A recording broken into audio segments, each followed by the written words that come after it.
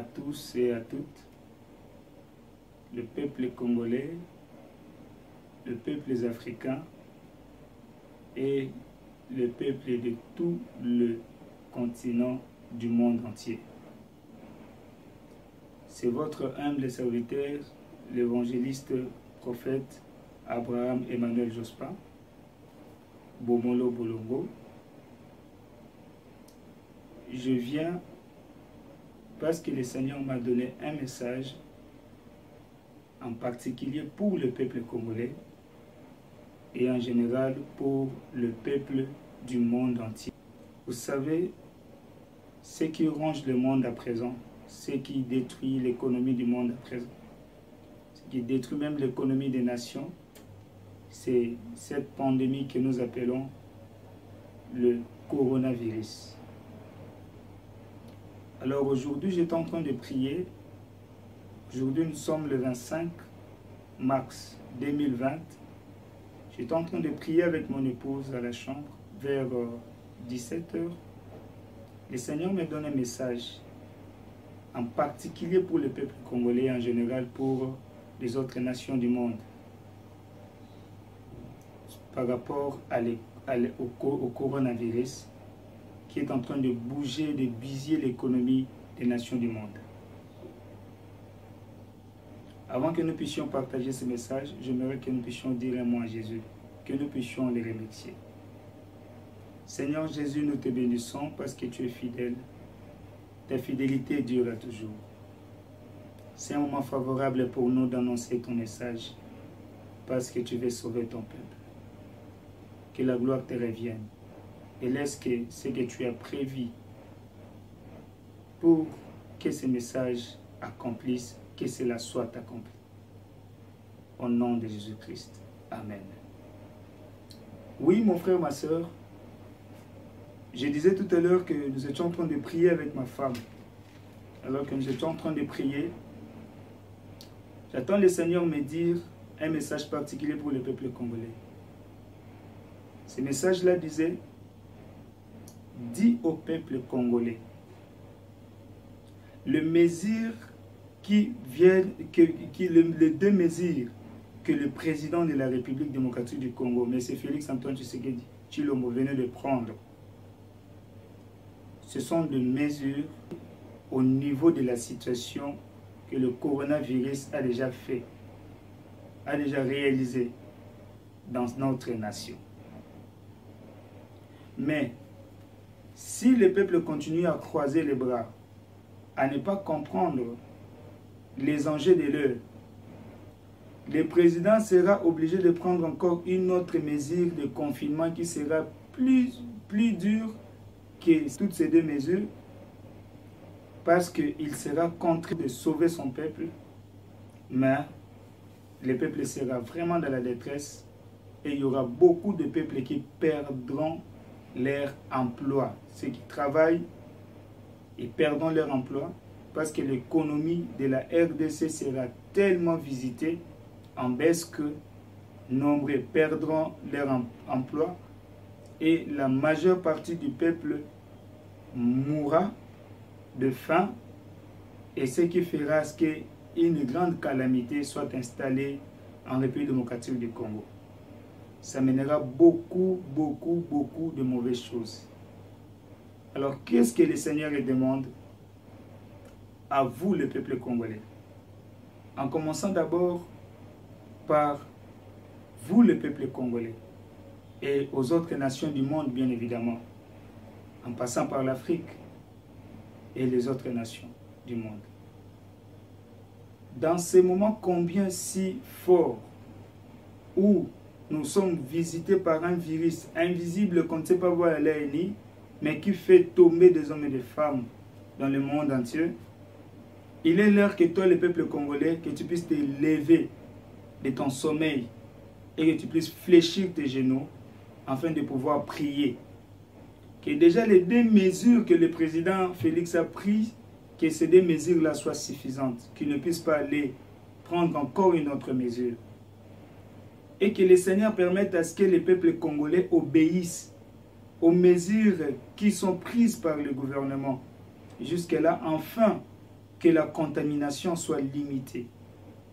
Et afin que ceux qui ont été contaminés avec l'aide du Seigneur, qu'ils soient traités et par l'aide du Seigneur, et chacun d'eux seront guéris. Mais si jamais le peuple congolais ne prend pas soin de prier pour ces coronavirus convenablement, afin que cela soit éradiqué sur le sol congolais ou les autres nations du monde, il y aura ce qu'on appelle une grande calamité en ce qui concerne l'économie des nations, et il y aura une faillite totale. Une faillite sans précédent. Ce qu'on appelle en un bon français le chaos total. Alors, la RDC, nous n'avons pas eu une forte économie. Il est temps que, frères et sœurs, que toi tu me suis, nous puissions respecter les consignes qui nous sont données par les autorités en ce qui concerne la lutte contre le coronavirus. Veille sur les gènes. Veille sur les gènes. Lave les mains. Si tu sens que tu es en train de tousser, évite. Tu ne sais pas encore si tu étais atteint.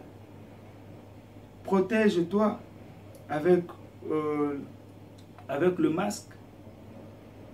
Et si tu veux tousser, tousse le nez et la bouche accrochés à ton coude pour éviter de répandre les gouttelettes de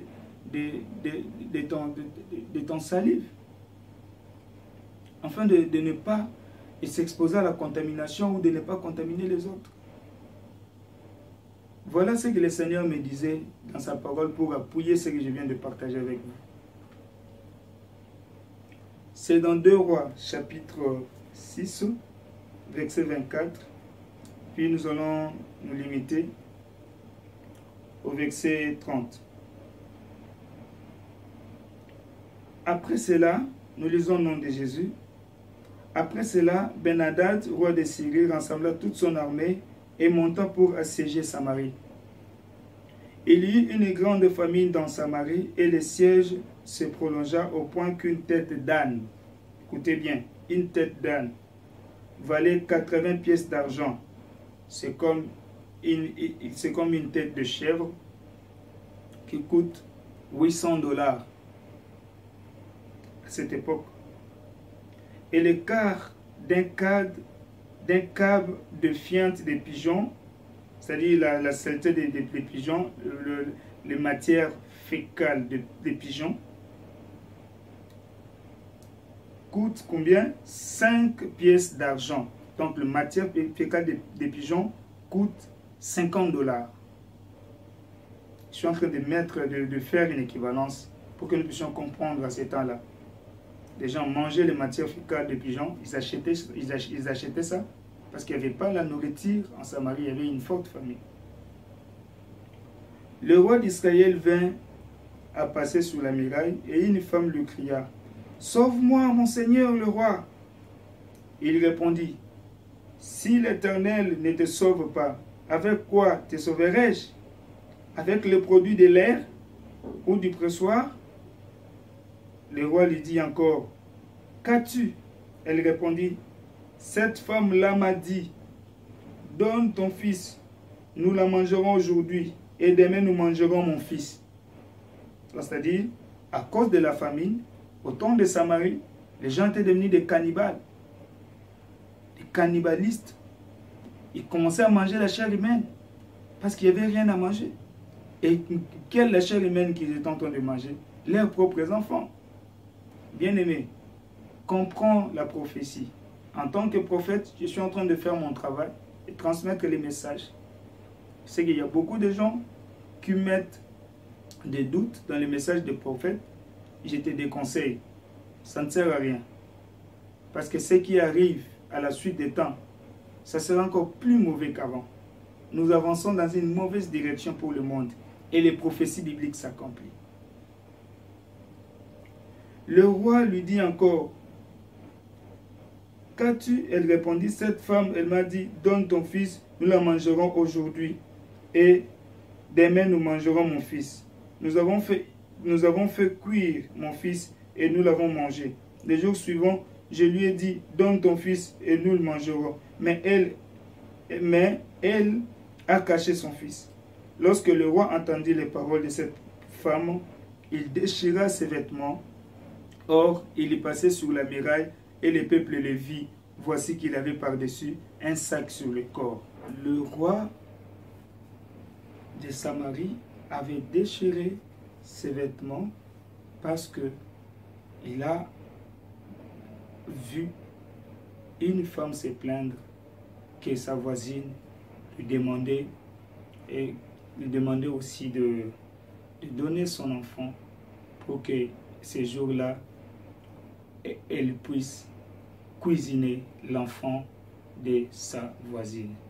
Très cher président de la République, M. Félix Antoine Tshisekedi Tshilombo, le président de la RDC, avec votre épouse, Maman Denise, c'est le moment que vous puissiez être comme le président de Samarie, qui déchire le vêtement et descend sur le sol pour implorer la grâce de Dieu.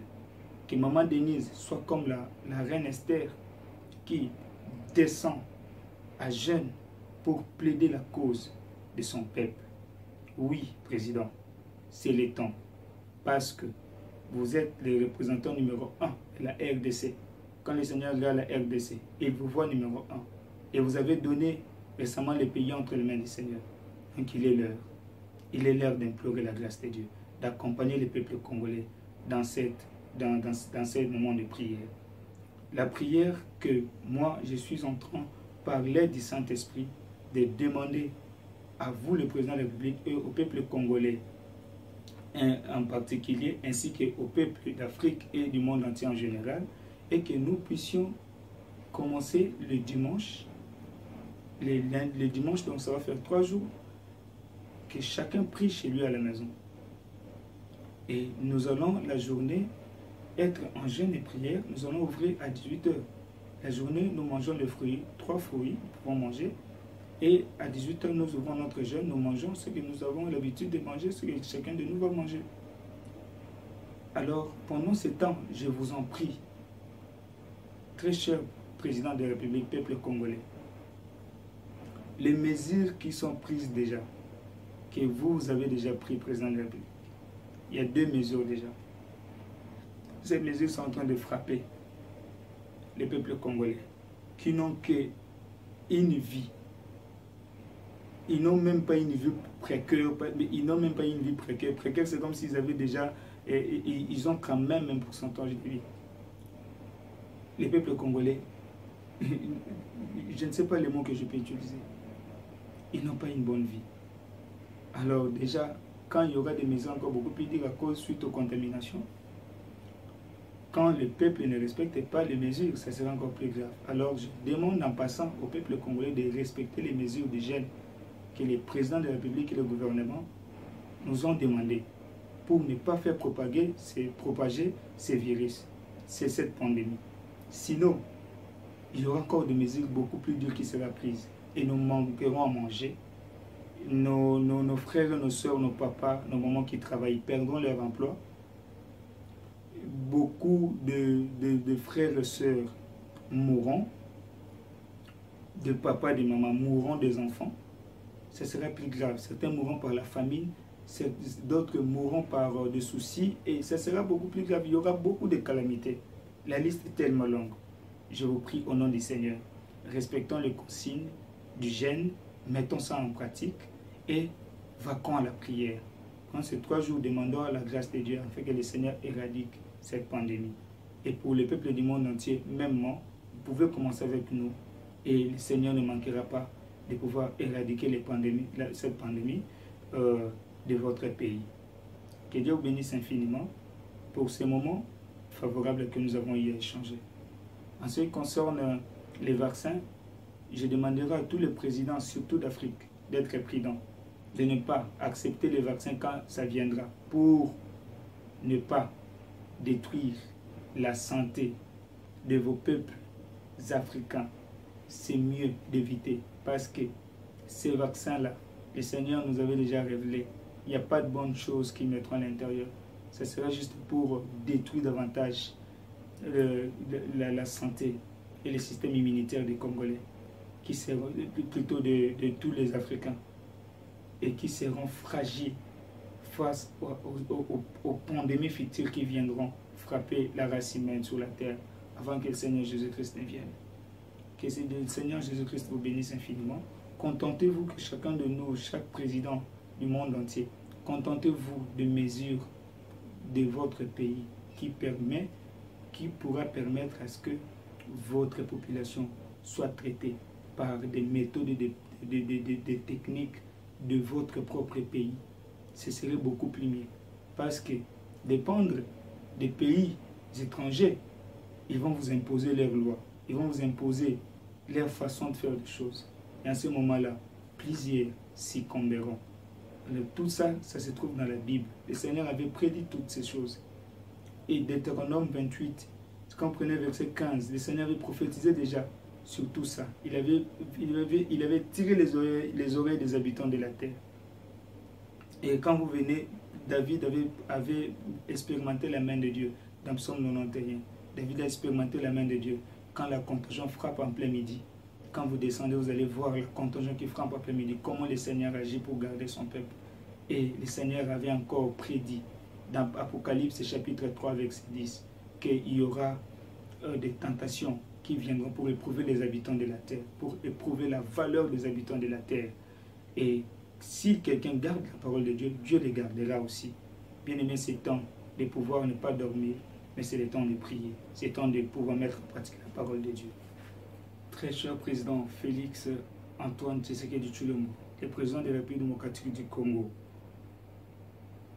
vous pouvez vous rappeler la révélation que je vous avais déposée dans un mémo.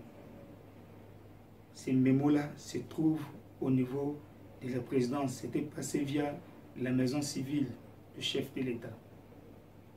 Et à l'intérieur, je vous avais annoncé ce que le Seigneur avait révélé dans ces 3 premiers mois de l'année 2020. Voilà comment les choses se sont réalisées et continuent à se réaliser. Il y a encore le suite des prophéties que nous allons publier, ce qui arrive dans le monde entier, même en République démocratique du Congo.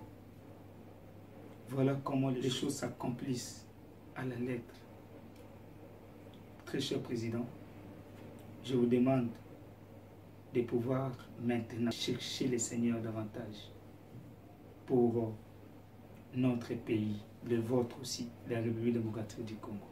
Sur YouTube, il y a des prophéties. J'avais parlé des événements en 2020 à la République démocratique du Congo. Voilà les événements s'accomplissent. Les gens qui ne croient pas à la prophétie, c'est encore le temps que vous puissiez voir combien la prophétie qui sont annoncées par les prophéties qui sont annoncées par les vrais serviteurs de Dieu, les vrais prophètes du Seigneur, s'accomplissent à la lettre. Merci de comprendre que c'est le temps de retourner à la parole de Dieu. C'est le temps d'être sauvé. Que Dieu bénisse la RDC.